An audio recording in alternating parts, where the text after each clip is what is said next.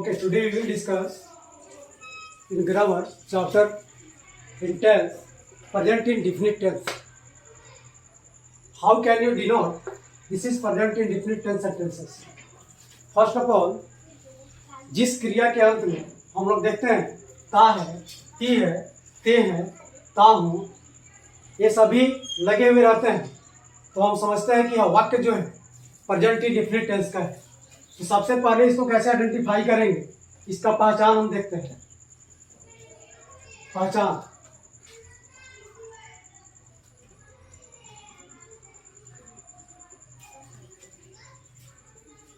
जिस वाक्य के अंत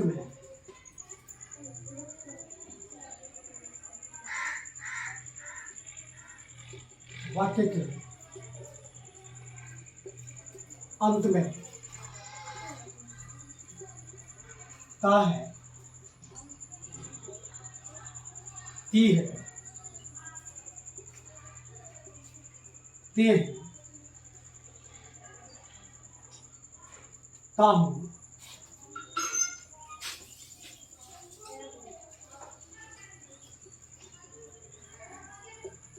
लगा रहता है, तब वह वाक्य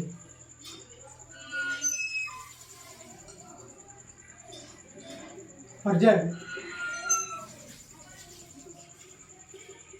इंडेफिनिट टेंस का होता है। ये जिस भी सेंटेंस के अंत में लगा हुआ रहता है तो हम लोग समझते हैं कि यह वाक्य जो है प्रेजेंट इंडेफिनिट टेंस का है। एज फॉर एग्जाम्पल,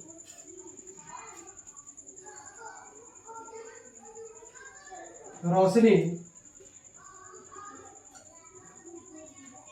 एक किताब पढ़ती है। यहाँ पे थी है लगा हुआ है, तो हमें कुछ नहीं देखना है, सीधे वाक्य जो है प्रेजेंट इंडेफिनिट टेंस का है। तो इसके रूल क्या होते हैं उससे हम इसको उस स्ट्रक्चर से बनाएंगे। तो सबसे पहले हम देखेंगे अफर्मेटिव सेंटेंसेस। अफर्मेटिव सेंटेंस, इसका हिंदी होता है स्वीकारात्मक वाक्य। स्वीकारात्मक वाक्य, तो इसका हम लोग स्ट्रक्चर देखेंगे। तो सिंपल स्ट्रक्चर हम देखेंगे तो यही होता है इसका कि subject 1 subject 2 subject 3 plus V1 या V5 वर्ब में ऐसे IS प्लस सब्जेक्ट या अदर वर्ड्स। बट यहाँ कुछ हम इसमें अलग देखेंगे। Rule, subject plus subject 1 subject 2 subject 3 सभी को मिलके क्या होता है, एक सब्जेक्ट होता है। तो सब्जेक्ट प्लस वर्ब, वर्ब होता है। इसमें क्या होता है, हम लोग एस या ES plus object plus other words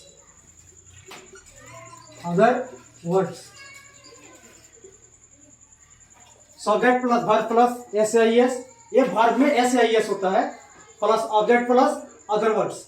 अब इसमें हमें ये देखना है कि नोट 1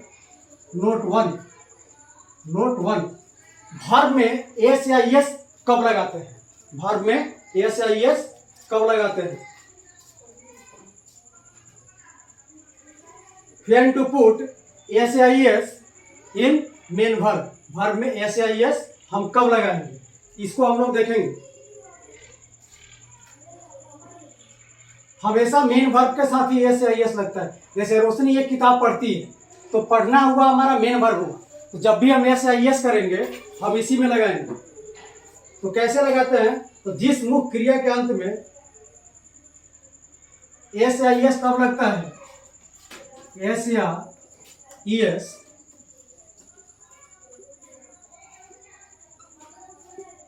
मुख्य क्रिया में कब लगता है, जब subject third person singular number में हो, जब सब्जेक्ट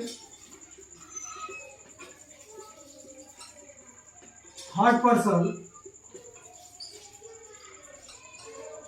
सिंगुलर नंबर में हो।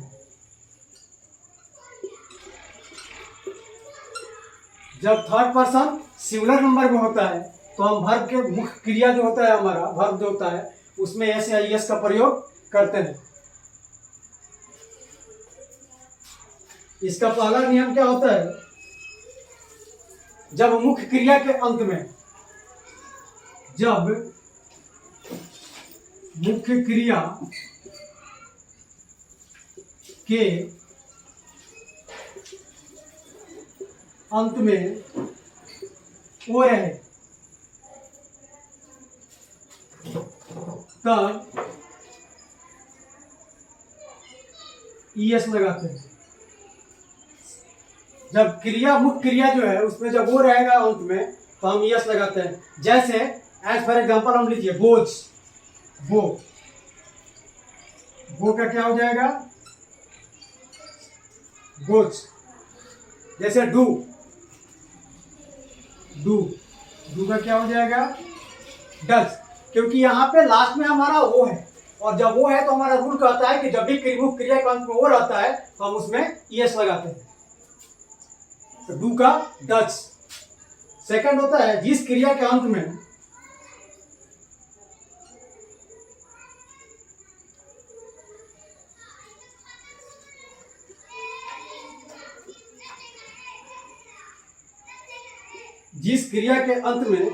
एस या डबल एस या एस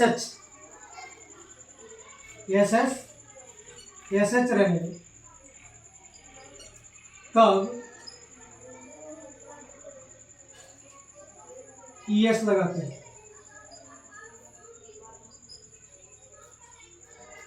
एज फॉर एग्जाम्पल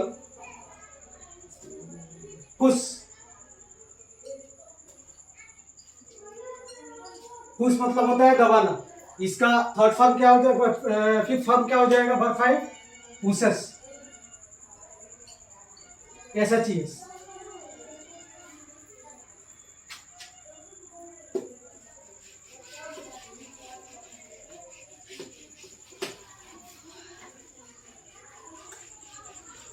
इसका थर्ड रूल जो होता है, if the verb end with Y and before that consonant, then y change in I and added es for verb 5.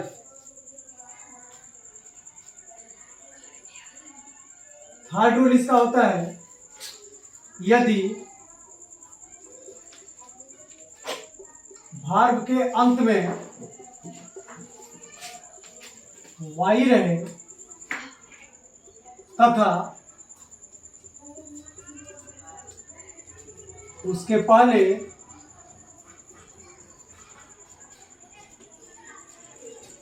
Consonant रहे, तब y को I में बदलकर ES लगाते हैं।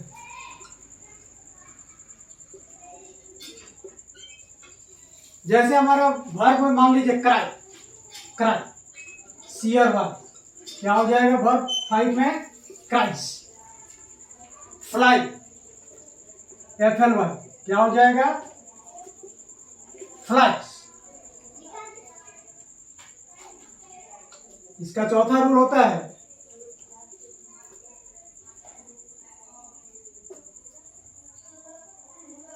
यदि वर्ब के अंत में वाई रहे तथा उसके पहले वॉवेल रहे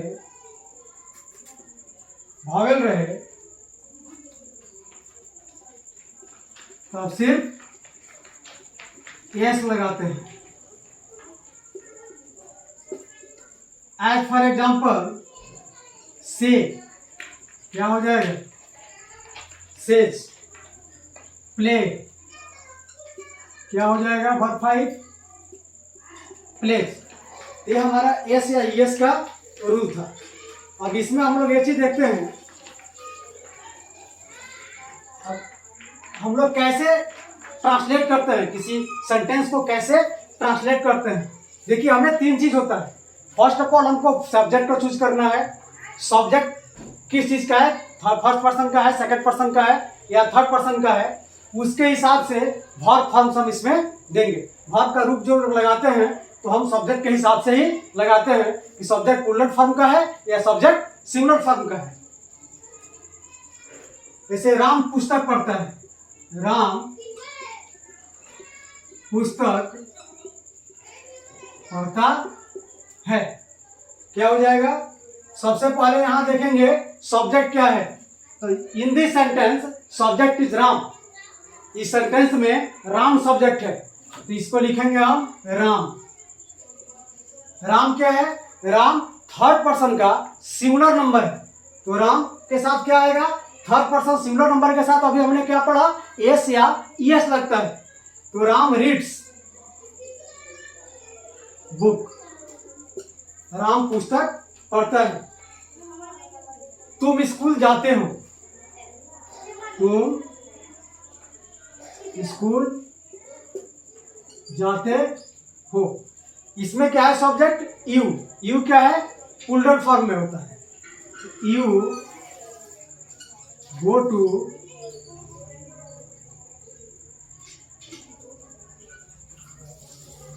टू स्कूल। रोशनी रोज स्कूल जाती है, रोशनी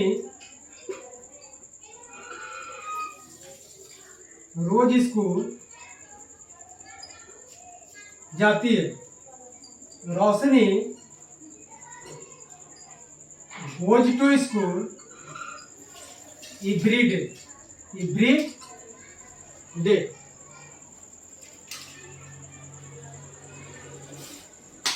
जैसे हम ले सकते हैं, मान लीजिए कि मेरी माँ मुझे बहुत प्यार करती है।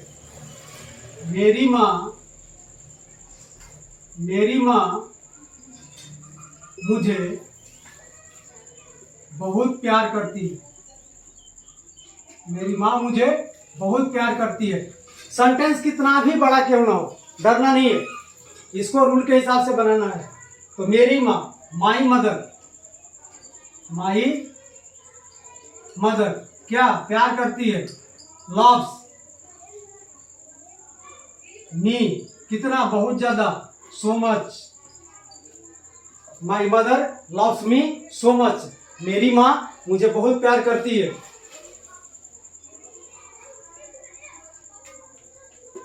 अब हम लोग इसका निगेटिव पढ़ेंगे। इसका निगेटिव कैसे बनाते हैं हम लोग, प्रेजेंट इंडेफिनिट टेंस जो है, इसका निगेटिव बनाने का स्ट्रक्चर क्या होता है, इस स्ट्रक्चर का चर्चा हम लोग करेंगे। निगेटिव सेंटेंसेस, निगेटिव सेंटेंस, इसका हिंदी होता है नकारात्मक वाक्य। नकारात्मक वाक्य, नकारात्मक वाक्य क्या होता है, जिस किसी भी वाक्य में नहीं, न लगा हुआ रहता है, वो हमारा निगेटिव सेंटेंस होता है। इसका क्या होता है, पहला रूल होता है एक वचन कर्ता। एक वचन कर्ता यानी कि subject 3 plus does plus not plus V1 plus object plus other words. जब एक वचन करता है उसके साथ डज नॉट लगाते हैं, वर्ब का पहला रूप लेते हैं, फिर ऑब्जेक्ट लेते हैं, फिर अदर वर्ड्स लेते हैं। जैसे रोशनी किताब नहीं पढ़ती है, क्या हो जाएगा, Roshni does not read book. Roshni does not read book. Roshni किताब नहीं पढ़ती है। इसका दूसरा नियम जो होता है बहुवचन कर्ता, बहुवचन कर्ता यानी कि सब्जेक्ट 1 और सब्जेक्ट 2, सब्जेक्ट 1 और subject 2 plus do not plus verb 1 plus object plus other words.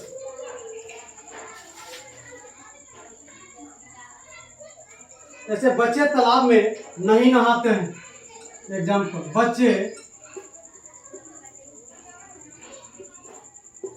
तालाब में नहीं नहाते हैं। बच्चे हैं यानी बहुवचन कर्ता में है। चिल्ड्रन डू नॉट, चिल्ड्रन बहुवचन में है इसलिए इसके साथ डू नॉट लगेगा। Bath in the pond, bath in the pond. बच्चे तालाब में नहीं नहाते हैं। मैं तुमसे प्यार नहीं करता हूं। मैं तुमसे प्यार नहीं करता हूं। I do not love you. Sentence कुछ भी हो, सबसे पहले सब्जेक्ट निकालेंगे। सब्जेक्ट एक वचन कर्ता में है कि बहुवचन कर्ता में है, उसके हिसाब से रूल का प्रयोग करेंगे। वर्ब का कौन सा रूप आएगा उसके हिसाब से देखेंगे। फिर इसका ऑब्जेक्ट निकालेंगे और फिर जो हमारा अदर वर्ड्स होता है उसको देंगे। अब हम लोग देखेंगे इसका interrogative sentence. Interrogative sentence, there are two kinds of interrogative sentence. First of all, क्या, क्यों, कैसे is in middle the sentence. ये प्रश्नवाचक वाक्य जो होते हैं, प्रश्नात्मक वाक्य जो होते हैं, इसमें क्या, क्यों बीच में भी आता है और पहले भी आता है। तो इसके रूल को हम लोग देखेंगे।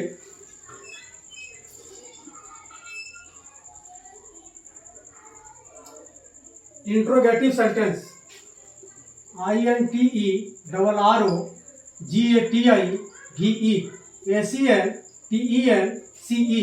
इसको हम लोग हिंदी में बोलते हैं प्रश्नात्मक वाक्य।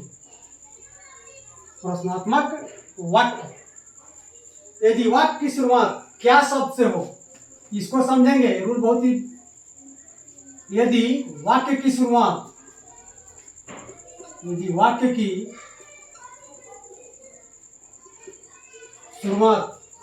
क्या शब्द से हो,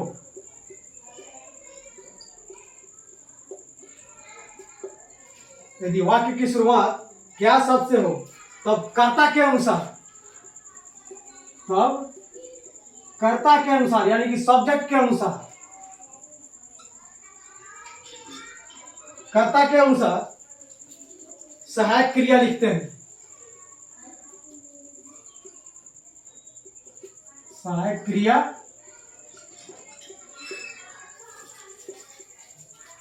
लिखते हैं। दूसरा होता है, यदि प्रश्नवाचक शब्द बीच में आए,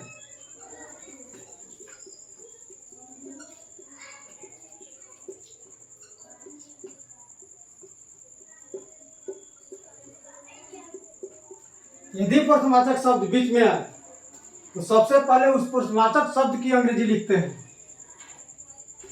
तो सबसे पहले उस प्रश्नवाचक शब्द की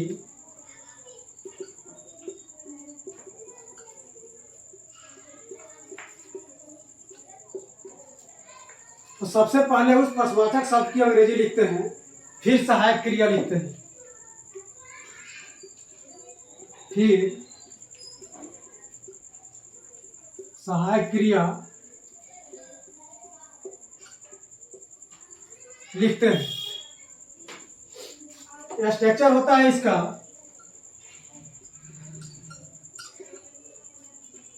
doodle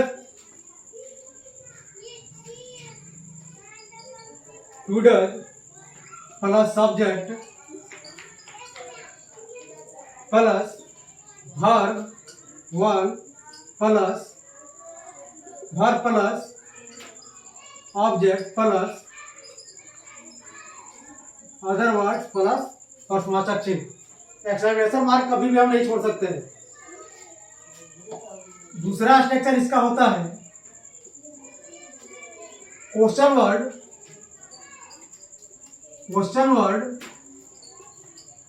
plus doodle plus subject plus verb plus object plus other words plus प्रश्नवाचक चिन्ह। जैसे क्या मोहन स्कूल जाता है? एग्जाम्पल, क्या मोहन स्कूल जाता है? ये प्रश्न कर रहा है। तो does Mohan go to school? Does Mohan go to school?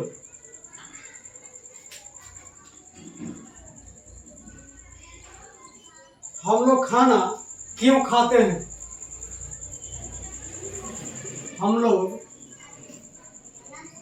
खाना क्यों खाते हैं?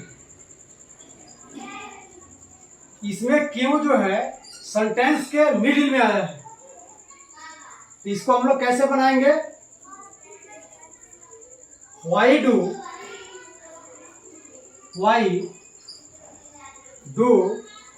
we eat food? हम लोग खाना क्यों खाते हैं? कुछ सेंटेंसेस, कुछ हम लोग बड़े सेंटेंसेस को लेंगे, इसमें हम लोग देखेंगे कि इसको कैसे हम लोग बनाते हैं। जैसे मेरी माँ मुझे बहुत प्यार करती है। मेरी माँ मुझे बहुत प्यार करती है। एग्जाम्पल, मेरी माँ मुझे बहुत प्यार करती है। मेरी माँ मुझे बहुत प्यार करती है। My mother loves me. My mother loves me कितना प्यार करती है? तो बहुत प्यार करती है। तो my mother loves me so much. So much का अर्थ होता है बहुत। हम हर रात छत पर पतंग उड़ाते हैं। हम हर रात छत पर पतंग उड़ाते हैं। सेंटेंसेस बड़ा हो कोई दिक्कत नहीं है। आप लोग सब्जेक्ट वर्ब, सब्जेक्ट किस पर्सन का है, फर्स्ट पर्सन है, सेकंड पर्सन है, या थर्ड पर्सन सिंगुलर नंबर का है, या प्लूरल नंबर का है, उस हिसाब से हम इसको चुनते हैं। हम हर रात छत पर पतंग उड़ाते हैं। तो यहाँ हम है यानी कि प्लूरल नंबर में है, तो वी। अब हम लोग कहाँ चलेंगे? उड़ाना का होता है फ्लाई, तो we fly kites.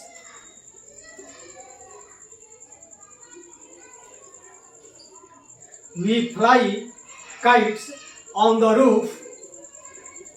On the roof. हर रोज, हर रात। तो every night on the roof. Every night. Every night. मैं अक्सर सुबह 6 बजे उठता हूँ। मैं अक्सर सुबह 6 बजे उठता हूँ। यहाँ पे एक वर्ड देखेंगे लगा हुआ है अक्सर। तो आई अक्सर का अंग्रेजी होता है यूजली। तो I usually wake up at 6 a.m.